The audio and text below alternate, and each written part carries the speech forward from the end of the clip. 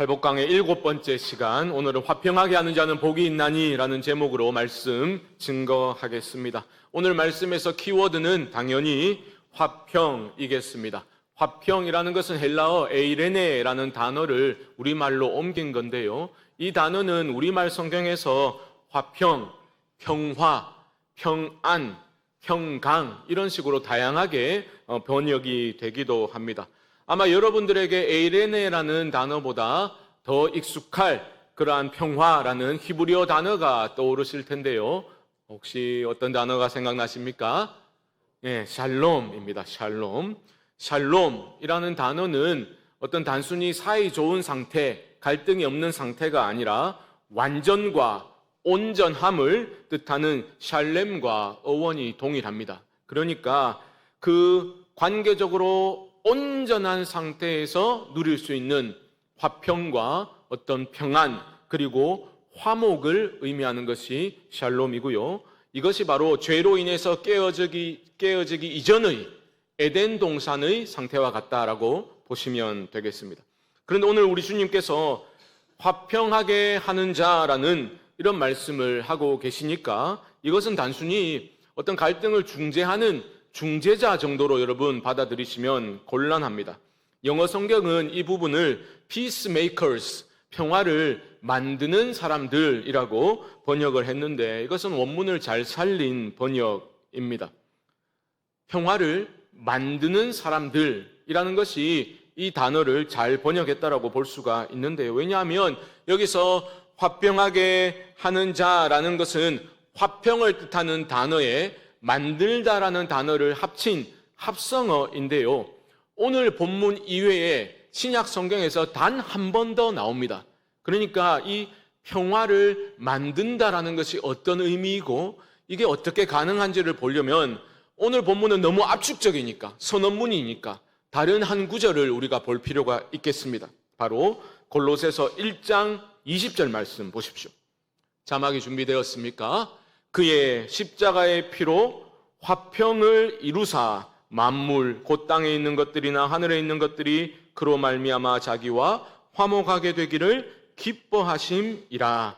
바로 여기서 화평을 이루사라는 부분이 오늘 본문에 나오는 화목, 그러니까 화평하게 하는 자, 그 단어와 동일하다라는 겁니다.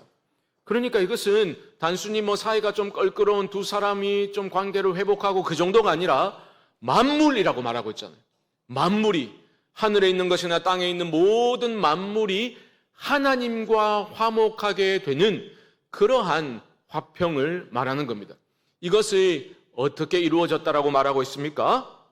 바로 십자가의 피로 화평을 이루사라고 말하고 있습니다. 너무너무 중요합니다. 참된 평화는 십자가의 피로만 가능하다라는 것을 여러분 먼저 꼭 기억하셔야 됩니다. 너무 당연한 말이지만 화평을 만들어내야 되는 이유가 뭡니까? 화평이 사라졌기 때문이죠. 화평의 상실은 근본적으로 하나님과의 관계의 상실에서 비롯되는 것이니 화평을 회복하기 위해서는 관계의 회복이 반드시 이루어져야만 하는 겁니다. 여러분, 관계가 깨어지고 화평이 실종된 이유가 무엇입니까? 뭐 때문에 그렇게 됐어요? 죄 때문입니다. 발음 잘 하셔야 돼요. 죄 때문이 아니라 죄 때문이에요. 죄 때문. 근본적으로 모든 인간은 죄로 인해서 하나님과의 관계가 깨어졌지요. 참된 평화를 잃어버리게 된 겁니다. 그래서 구약 시대에는 하나님이 제사 제도를 주신 거 아닙니까? 왜요? 관계가 깨어졌으니 거룩하신 하나님께 나아갈 수가 없었다고요. 그래서 구약의 제사 제도를 통해서 하나님께 나아올 수 있는 길을 열어주신 겁니다. 하지만 근본적인 해결책이 되지 못했지요. 그래서 제사는 계속해서 반복되어져야만 했던 겁니다. 그리고 하나님이 때가 되어서 더 이상 반복되는 제사가 아니라 근본적으로 그 관계를 회복시키기 위해서 누구를 보내셨습니까? 바로 예수 그리스도를 보내셨죠.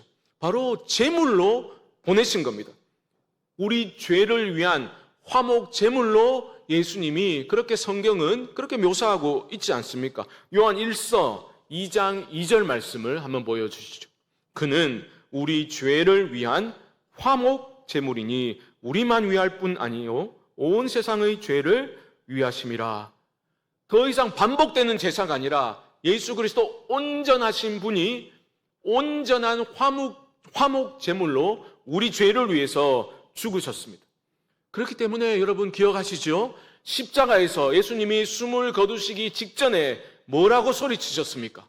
다 이루었다. 오늘을 보면 완료형으로 되어 있습니다. 우리는 좀 의아할 수 있죠. 아니 뭘 다 이루셨다는 말인가? 여전히 우리 삶에는 여러 고통스러운 문제들이 비일비재하고 세상 안에서는 나라와 나라 간의 전쟁도 일어나고 있는데 도대체 무엇을 다 이루셨다라고 그렇게 완료형으로 말씀하실 수 있는가? 바로 이 죄 문제를 근본적으로 해결해 주셨다. 그렇기 때문에 다 이루었다 선언하실 수 있으셨던 겁니다. 믿음만 있으면 이제 우리는 하나님께 나아갈 수가 있게 된 거예요. 제사를 통해서가 아니라 완전한 화목 제물이신 예수님을 믿음으로 나아갈 수 있게 되었다. 이것을 로마서 5장 1절에서는 이렇게 표현하고 있습니다. 그러므로 우리가 믿음으로 의롭다 하심을 받았으니 우리 주 예수 그리스도로 말미암아 하나님과 무엇을 누리자? 화평을 누리자. 그러니까 우리 주님은 이 땅에 평화의 왕으로 오신 겁니다.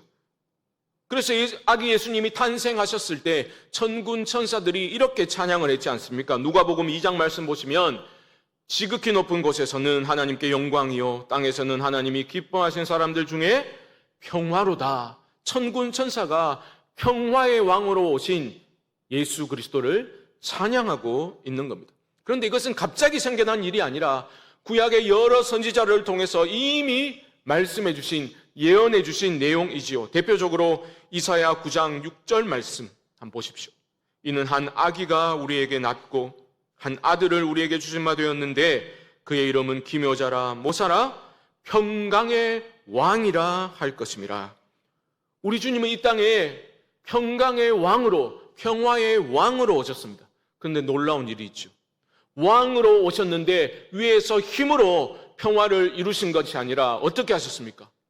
십자가에서 자신이 죽음으로써 그 희생을 통해서 평화를 만들어 내셨다라는 겁니다. 그런데 이 또한 구약에서 예언된 내용입니다. 그 유명한 이사야의 그 고난받는 종의 노래를 한번 보십시오. 이사야 53장 5절 말씀. 그가 찔림은 우리의 허물 때문이요 그가 상함은 우리의 죄악 때문이라. 그가 징계를 받음으로 우리는 평화를 누리고 그가 채찍에 맞음으로 우리는 나음을 받았도다. 평강의 왕으로 오셨는데 우리 죄 때문에 징계를 받으시고 죄도 없으시고 죄도 모르시는 분이 그렇게 우리 모든 죄악을 짊어지시고 십자가에 죽으심으로 평화를 이루어 주신 겁니다. 그런데 막상 우리 주님은 이 땅에서 공생의 사역을 하시면서 평강의 왕으로 오신 자신과 좀 모순되는 듯한 그런 말씀을 하시기도 했습니다. 예를 들어 볼까요? 마태복음 10장 34절 말씀 보시면 내가 세상에 화평을 주러 온 줄로 생각하지 말라. 화평이 아니요 검을 주러 왔노라. 아니 좀 전까지 우리는 화평의 왕으로 평강의 왕으로 오신 주님을 보았는데 갑자기 주님이 내가 온 것은 화평을 주려고 온 게 아니야. 나는 너희에게 검을 주러 온 거야. 모순적인 듯한 그런 말씀을 하시죠. 이것을 어떻게 해석해야 되는가? 설교 마지막 부분에 가면 답이 자연스럽게 나오게 될 겁니다. 여기서 여러분 기억하셔야 될 건 뭐냐? 참된 화평은 오직 그 십자가의 희생적인 사랑으로만 만들어낼 수 있다. 이 한 가지를 꼭 기억하셔야 합니다. 그런데 목사님, 십자가 죽음은 우리가 할 수 있는 것도 아니고 예수님만 하실 수 있는 건데 좀 그런 얘기 말고 무엇인가 교회 안에서 좀 싸우지 않고 평화롭게 지낼 수 있는 현실적이고 구체적인 방안들을 좀 얘기해 주셔야 되는 거 아닙니까? 라고 생각하신다면 잘못된 생각입니다. 이 팔복의 말씀을 예수님은 누구에게 주셨습니까? 무슨 신앙적인 열심이 대단한 자들에게만 주셨습니까? 그렇지 않죠. 예수님께 나아온 자들, 즉 저와 여러분과 같은 예수 그리스도를 구주로 믿는 성도들에게 주신 말씀입니다. 모든 성도는 팔복의 사람들이다라고 주님은 선언해 주셨다라고 우리는 첫 시간에 배웠지 않습니까? 그리고 성도는 누구라 했습니까? 예수 그리스도의 십자가 죽음이 정의하는 방식대로 그리스도를 따르는 사람들을 일컬어 성도라고 부른다 하지 않았습니까? 그러니까 화평을 만드는 사람들은 결국은 구주의 십자가 사랑에 깊이 감격해서 그 십자가의 희생적인 사랑을 내가 속한 공동체 안에서 행하리라 결단하고 용기 있게 행동하는 사람들이 바로 화평하게 하는 자들이다 라는 것을 우리는 기억해야 되는 겁니다. 우리 가정에서, 내가 속한 직장에서, 우리 교회 공동체 안에서 그저 갈등을 외면하고 회피하는 것이 아니라 아이고 괜히 시끄럽게 만들지 말자 그저 침묵하는 것이 아니라 현실에서 일어나는 그 갈등과 아픔을 기꺼이 내가 담당하고자 하는 사람, 믿음으로 용기 있게 화평을 만들기 위해서 희생할 줄 아는 사람을 통해서 공동체 안에도 평화가 임하게 되는 것이다 라는 거죠. 다시 강조드립니다. 화평하게 하는 자들은 곧 예수 그리스도의 십자가 죽음이 정의하는 방식대로 그리스도를 따르는 사람들입니다. 그런 자들을 향해서 주님은 너희가 복되다라고 선언해 주시죠. 그리고 어떤 약속을 주셨습니까? 하나님의 아들이라 일컬음을 받을 것이다. 여러분, 여자 성도님들 서운해 하시면 안 돼요. 왜 아들만 나오노? 이러면 안 되고, 이것은 성별 개념이라기보다는 하나님의 자녀라 일컬음을 받을 것이다, 이렇게 이해하시면 되겠습니다. 그렇다면 여러분, 이건 또 무슨 뜻이에요? 화평하게 하는 자들은 하나님의 자녀가 된다, 즉 구원받는다, 그런 구원론적인 의미가 아닙니다. 무슨 말이냐? 하나님의 자녀라는 신분에 합당한 자들로 하나님께 인정을 받게 된다라는 뜻이 바로 하나님의 아들이라 일컬음을 받을 것이다 라는 말씀의 의미입니다. 그 신분에 합당해, 너희는 참으로 내 아들이야 딸이야 라고 인정을 받게 된다는 거예요. 비슷한 맥락에서 마태복음 5장 44절과 45절 말씀 보십시오. 너희 원수를 사랑하며 너희를 박해하는 자를 위하여 기도하라. 이같이 한즉 하늘에 계신 너희 아버지의 아들이 되리니. 같은 맥락입니다. 원수를 사랑하고 여러분, 나를 박해하는 사람을 위해서 기도할 수 있다는 것은 내 힘으로 가능합니까? 십자가의 사랑이 내 안에 충만할 때만 가능하지 않습니까? 그런 식으로 원수를 사랑하고 나를 괴롭히는 자를 위해서 기도하는 그 자리에 어찌 평화가 임하지 않을 수 있겠습니까? 그러니까 이 말은 곧 평화를, 진정한 평화를 누릴 수 있는 유일한 길이 바로 십자가의 길이다라는 것을 우리에게 가르쳐 주고 있는 거예요. 그 십자가의 길을 걸으면서 공동체 안에서 평화를 만들어 나가고 있는 사람들을 향해서 하나님은 그래, 바로 네가 내 아들이야, 네가 내 딸이야 라고 축복해 주신다라는 겁니다. 여러분, 역시 내 아들이야, 역시 내 딸이야. 우리는 언제 이런 말 합니까? 아버지를 닮았을 때 아닙니까? 외구직 하는 거 꼭 지혜비 닮아가지고 이런 거 말고 좋은 의미에서 아들이, 딸이 아버지를 닮았을 때 이런 표현을 합니다. 분위기가 다운되는 것 같아서 제가 예화를 하나 해드립니다. 한 2주 전입니까? 우리 교회에 다른 교회 예배당 이제 공사 중이고 곧 입당을 앞둔 교회에서 우리 교회 카페 탐방을 온 적이 있어요. 6명이 우리 교회 카페가 워낙 탁월하니까 소문이 나가지고 배우려고 왔어요. 왜 웃습니까? 진짜인데. 근데 그 중에 한 명이 제 딸아이의 고모가 됩니다. 그게 뭐에 대노 하지 마시고 저희 누나라고 해요. 제 누나라고. 그 교회 목사님 사모로 수고하고 있거든요. 카페 탐방을 왔어요. 그런데 이제 제 딸아이가 고모 오셨다고 인사하러 간 거예요. 그래서 인사를 꾹뻑하니까 같이 따라온 사람들이 아이고 목사님 많이 닮았네 이렇게 얘기를 했다는 거예요. 아이고 망했다 이렇게 생각하시면 안 돼요. 뭐 딸이 아빠 닮은 게 뭐 당연한 거 아닙니까? 집에 와서 엄마한테 그렇게 말씀하셨다고 기분 좋았어 라고 얘기했다는 거 얼마나 고마워요. 정작 저를 많이 닮은 아들은 고마워하지도 않거든. 어쨌든 자녀가 아버지를 닮는 겁니다. 그리고 여기서 하나님의 아들이라 일컬음을 받는다라는 것은 단순한 칭호가 아니에요. 바로 그 하늘 아버지의 성품을 닮았다라는 뜻이고 자녀들의 삶이 아버지를 닮았다라는 뜻입니다. 우리 하나님 아버지는 어떤 분이십니까? 자기를 희생하여 화목을 도모하는 것이 하나님 아버지의 심성인 것인데 하나님 아버지의 아들이신 예수 그리스도는 그 심성을 쏙 빼닮았죠. 우리도 그렇습니다. 우리가 아버지를 닮아서 평강의 하나님을 닮아서 내가 속한 곳에서 공동체 안에서 화목을 이루는 화평을 만드는 그런 사람들로 살아갈 때에 하늘 아버지를 닮은 하나님의 아들이라 일컬음을 받을 수 있는 겁니다. 자, 여러분, 하나님의 아들이라는 표현이 매우 중요하다 말씀드렸죠. 이 표현이 예수님과 관련해서 마태복음 안에서 어떻게 사용되었는지를 우리는 살펴볼 필요가 있겠죠. 우리가 이걸 보면 정말 흥미롭고도 중요한 점을 발견할 수가 있습니다.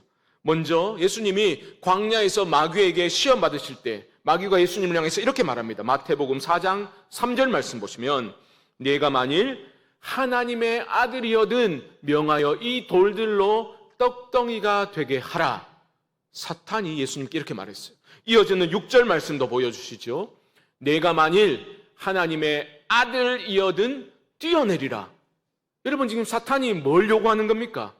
예수님을 향해서 네가 하나님의 아들이면 놀라운 능력을 행함으로써 네 존재가 하나님의 아들임을 그 신분을 증명해 보이라라고 요구하고 있지 않습니까? 그런데 예수님이 그러한 일체의 시도를 하지 않으셨죠. 자신의 능력이 있으셨지만 그 능력을 보여주심으로 자신이 하나님의 아들이다라고 입증해 주시지 않으셨습니다. 기억하십시오. 좀 넘어가서 예수 그리스도의 정체성과 관련해서 그 유명한 베드로의 신앙 고백이 나오죠. 마태복음 16장 말씀 보여주십시오. 시몬 베드로가 대답하여 이르되 주는 그리스도시요 살아계신 하나님의 아들이시니이다. 여기 또 하나님의 아들이 나오죠.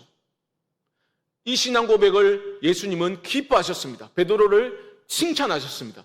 그리고 직후에 인자가 고난을 받고 죽임을 당하게 될 것이다 라고 말씀하셨죠. 그때 베드로가 어떻게 반응했습니까? 22절 말씀 보시면 베드로가 예수를 붙들고 항변하여 이르되 주여 그리 마옵소서 이 일이 결코 주께 미치지 아니하리이다. 베드로가 말린 거예요. 아니 주님 지금 무슨 말씀하십니까? 마가복음을 보면요 원어를 직역하면 예수님을 꾸짖어라고 말합니다. 베드로가 예수님을 꾸짖었어요. 왜요? 왜 그렇게까지 했습니까? 하나님의 아들은 그런 식으로 취급당할 수가 없다는 거예요. 하나님의 아들인데 어떻게 고난을 받고 죽임을 당할 수 있냐는 거죠. 도무지 상상할 수 없는 말씀을 주님이 하시니 베드로가 예수님을 뜯어 말리고 있는 겁니다. 그런데 예수님은 단호하게 그를 책망하시고 제자들을 향해서도 동일한 말씀을 하시죠. 24절 말씀 보시면 누구든지 나를 따라오려거든 자기를 부인하고 자기 십자가를 지고 나를 따를 것이니라. 자신을 뜯어 말리며 항변하는 베드로를 향해서 주님은 뭘 하셨습니까? 사탄아 내 뒤로 물러가라. 네가 하나님의 일을 생각하지 아니하고 사람의 일을 생각하고 있구나 책망하셨어요. 그리고 십자가를 지고 나를 따라와야 한다 말씀하신 거죠. 그리고 마지막에 마태복음 마지막 부분인 27장으로 가면 집중해서 3번이나 하나님의 아들이라는 표현이 등장합니다. 여러분 이 3번이 모두 주님이 십자가에 달려 계실 때 나온 표현입니다. 먼저 27장 40절 말씀 보시면 내가 만일 하나님의 아들이어든 자기를 구원하고 십자가에서 내려오라 하며 어리석은 군중들이 야 무슨 하나님의 아들이 십자가에 지금 달려 죽어가고 있어. 네가 내려와봐. 그러면 우리가 믿어줄게. 어리석은 말을 하고 있죠. 하나님의 아들이어든. 종교 지도자들, 하나님을 누구보다 잘한다고 확신하고 있던 종교 지도자들도 동일한 생각을 했습니다. 내려오면 믿어줄게. 43절 말씀 보십시오. 그의 말이 나는 하나님의 아들이라 하였도다. 조롱하고 비웃고 있는 거예요. 그런 조롱과 멸시 받으시며 우리 주님은 십자가에서 쓸쓸하게 죽음을 맞이하셨습니다. 예수님이 숨을 거두신 직후에 어떤 일이 일어났습니까? 놀라운 진정한 신앙 고백이 터져나오게 되죠. 유대인에 의해서가 아니라 바로 이방인 백부장의 입을 통해서, 그것도 조롱과 멸시의 말이 아니라 진정한 신앙 고백이 터져나온 겁니다. 54절 말씀 보십시오. 이는 진실로 하나님의 아들이었도다 하더라. 여러분, 마태복음은 우리에게 분명히 가르쳐주고 있는 거예요. 능력으로, 세상적인 능력이 대단함으로 입증하신 것이 아니라 십자가에서 죽으심으로 하나님의 아들이심을 입증해 보여주셨습니다. 십자가에서 화목 제물로 죽으신 그분이 바로 하나님의 아들 예수 그리스도시다. 마태복음은 우리에게 알려주고 있죠. 그 자신의 죽음으로 화목을 도모하신 그 하나님 아버지의 심성을 그대로 닮은 그 예수님은 십자가에서 죽으심으로 가장 아들다운 모습을 보여주셨던 겁니다. 사랑하는 성도 여러분, 우리 주님은 우리 각자를 향해서, 우리 모두를 향해서 너희가 바로 화평의 사람들이라 그렇게 선언해 주고 계십니다. 이 선언은 우리에게 어떤 인간관계의 스킬을 가르쳐주고 계신 게 아니지 않습니까? 십자가의 길이 곧 평화를 만드는 길이다. 자신의 전 존재를 던져서 우리에게 가르침을 주신 겁니다. 사랑하는 성도 여러분, 올 한 해 우리가 주 안에서 하나됨을 누리며 선포하는 교회로 세워져 나가기 위해서 무엇보다 필요한 게 무엇이겠습니까? 바로 이 십자가 복음을 깊이 깨닫고 우리 각자가, 그리고 우리 공동체가 함께 이 십자가의 길을 걸어갈 때에 우리 교회 안에도 참된 평화가 임하게 될 줄로 믿습니다. 그때 우리 교회를 향해서 너희들이 바로 하나님의 아들이야, 나의 자녀야 라고 하나님은 칭찬해 주실 겁니다. 쉽지 않습니다. 앞서 제가 예수님이 자신을 소개하면서 자기 모순적인 그러한 발언을 하신 거 말씀드렸죠. 내가 세상에 화평을 주러 온 게 아니야, 나는 검을 주러 온 거야. 이 말씀 어떻게 받아들여야 하겠습니까? 누군가를 해칠 그런 무기를 준다는 뜻이 아니죠. 은유적인 의미이겠습니다. 누가복음의 병행 구절은 이렇게 말씀하고 있죠. 누가복음 12장 말씀 보시면 내가 세상에 화평을 주러 오려고 온 줄로 아느냐, 내가 너에게 이르노니 아니라 도리어 분쟁하게 하려 함이로라. 누가는요, 검 대신에 분쟁이라는 단어를 넣었어요. 무슨 말입니까? 예수님이 걸어가신 십자가의 길, 진정한 화평을 이룰 수 있는 그 길을 걷다 보면 필연적으로 영적인 공격과 방해가 일어날 수밖에 없다는 겁니다. 분쟁과 어려움과 갈등이 발생할 수밖에 없음을 주님은 미리 말씀해 주신 겁니다. 그러니까 여러분, 교회 공동체가 진정으로 평화를 누리고 화목해 되는 것은 말처럼 쉬운 것이 아니라는 겁니다. 쉽지 않다고 여러분 포기하면 되겠습니까? 주님이 말씀하신 그 화평은 어떤 부드러운 감정이나 입장차를 조율하기 위한 그러한 기교를 말하는 것이 아니지 않습니까? 바로 십자가의 사랑이죠. 그 희생적인 사랑으로 우리가 다른 지체들을 바라보고 용납하고 때로는 용서해 줄 때에 하늘로부터 임하는 평화가 우리 공동체 안에도 발견되어지게 될 줄로 믿습니다. 여러분, 우리 주님은 화목 제물로 십자가에 달려 죽으셨습니다. 그 십자가의 피로 우리 모두를 하나님과 화목하게 만들어 주셨고 우리를 하나님의 자녀라고 불러 주셨습니다. 하나님의 자녀로서 우리는 아버지를 닮아 살아가야 됩니다. 이 갈등 많은 세상 속에서, 그리고 교회 공동체 안에서도 우리는 우리의 삶으로 눈에 보이지 않는 아버지를 보여주어야 하는 사람들이라는 겁니다. 아들은 아버지 닮아야 되는 거예요. 오늘도 우리 주님은 우리를 향해서 너희는 화평하게 하는 자들이야 라고 말씀하고 계십니다. 여러분, 그 부르심 앞에서 나의 십자가를 지고서 공동체의 연약함과 그 아픔과 갈등을 내가 품고 내가 담당하고자 하는 믿음을 가지고 용기 있게 우리가 행동할 때에 우리 성광교회도 화목한 공동체로 세워져 나가게 될 줄로 믿습니다. 여러분, 어려운 일이 발생하더라도, 상처를 주고받는 일들이 일어나더라도 포기하지 마십시오. 하나님이 우리를 포기하지 않으시는데 우리가 포기하면 안 되는 것입니다.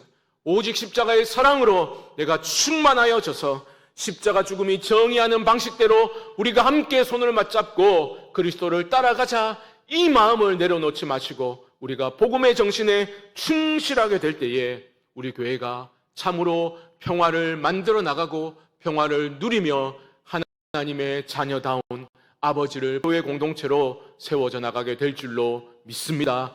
이 소중한 일에 우리 모두가 함께 헌신할 수 있게 되기를 예수님의 이름으로 간절히 축원드립니다.